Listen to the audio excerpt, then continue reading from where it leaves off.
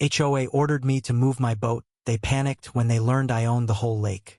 The sun hung high over Lake Serenity, its rays glinting off the water like a promise of peace. But peace was the last thing on Karen Whitmore's mind as she stormed down the wooden dock, her heels clacking with purpose. Her voice sliced through the morning calm, shrill and commanding. "You, move that eyesore of a boat. It's ruining the aesthetic of our lake." Jake Harlan leaned against his weathered fishing boat, his calloused hands folded across his chest. He'd seen her type before HOA enforcers who wielded rules like weapons.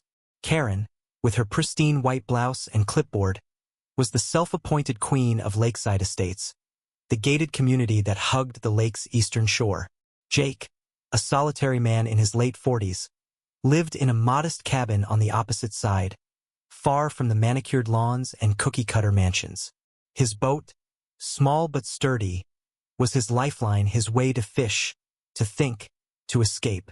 "This boat's been here for years, ma'am," Jake said, his voice low but firm. "It's not going anywhere." Karen's face reddened. "The HOA has standards. You can't just park your junk here and ruin our view." She waved her clipboard, citing bylaws Jake had never heard of.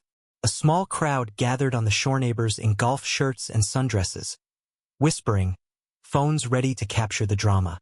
Among them was Ellie, a quiet teenager who worked weekends at the local bait shop. She watched Jake with wide eyes, sensing something deeper in his calm defiance.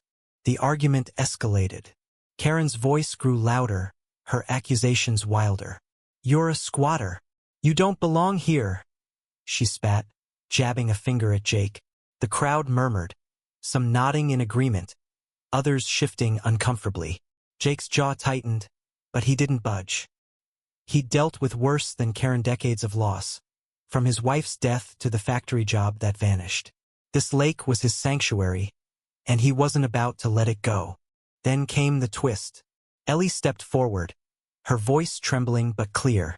"He's not a squatter," she said, clutching a faded document she'd found in the bait shop's records. "Jake owns this lake. All of it." The crowd gasped. Karen froze, her clipboard slipping slightly in her grip. Ellie explained, her words tumbling out. "Years ago, Jake's family had owned the land, including the lake, before the HOA community was even built. He'd kept quiet, paying taxes in silence, letting the neighborhood think the lake was theirs. The document, a yellow deed, was undeniable." Karen's confidence crumbled.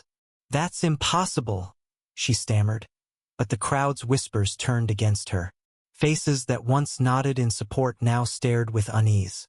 Jake finally spoke, his voice heavy with years of restraint. "I never wanted trouble, but this lake is mine. Always has been." He pointed to the water, his eyes locking with Karen's. "You don't get to tell me what to do with it."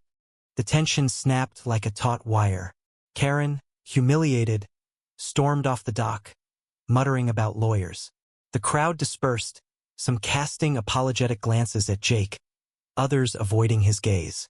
Ellie lingered, handing him the deed. "I found it in the shop's old files," she said softly. "Thought you might need it." Jake nodded, gratitude flickering in his eyes. For a moment he wasn't alone. But the victory was hollow. That night, Jake sat by the lake, the deed in his hands. He'd won, but at what cost? The neighborhood was already buzzing with resentment. Whispers of outsider and troublemaker followed him. The next morning, he woke to find his boat vandalized, red paint smeared across its hull, spelling out "leave." The HOA hadn't just backed down. They'd turned vicious. Karen, he learned, had rallied her allies, spinning the story to paint him as a greedy recluse hoarding the lake from the community. Jake could have fought back. He had the law on his side. But as he stared at the ruined boat, memories flooded in his wife's laughter as they fished together. The quiet nights when the lake felt like theirs alone. It wasn't just about ownership. It was about belonging. And Jake realized he didn't belong here anymore. The lake, once his refuge, was now a battleground. In a decision that broke his heart, Jake sold the lake. Not to the HOA but to a conservation group that promised to keep it wild, untouched by gated communities or petty wars. He packed his things, left his cabin, and drove away, the deed tucked into his glove box. The neighborhood celebrated, thinking they'd won. But they didn't know the lake was no longer theirs, either.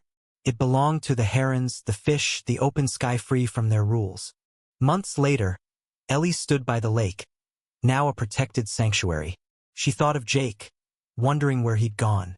The wooden signpost still stood, its handwritten note faded but legible. Who owns the lake? A tale of pride and truth.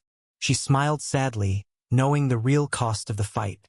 What do you think, was Jake right to stand his ground, or should he have compromised for peace?